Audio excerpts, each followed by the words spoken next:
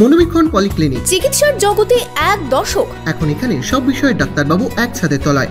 Phone করুন 7477799515 এই নম্বরে। আরজিকরের নারকীয় ঘটনার প্রতিবাদে আসল দোষীদের দৃষ্টান্তমূলক শাস্তির দাবিতে সোচ্চার এসএফআই।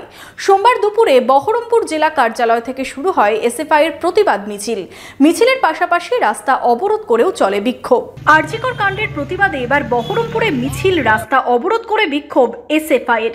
ছাত্রী খুনে আসল দোষীদের গ্রেপ্তার ও দৃষ্টান্তমূলক শাস্তির দাবিতে সোচ্চার এসএফআই।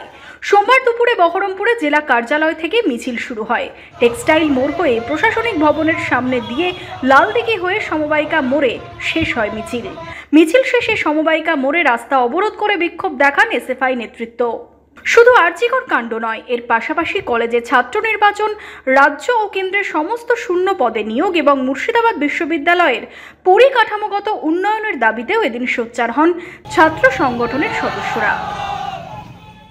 যে আরজিকরের আজকের যে ঘটনা, যে আরজিকরের যে মেয়েটা খুন হলো, যে ডাক্তার মেয়েটা খুন হলো, তার প্রতিবাদেই আজকে আমাদের মিছিল এবং আমরা রাস্তা যে অবরোধ করলাম, সেই রাস্তা অবরোধ শুধুমাত্র এই কারণের জন্য।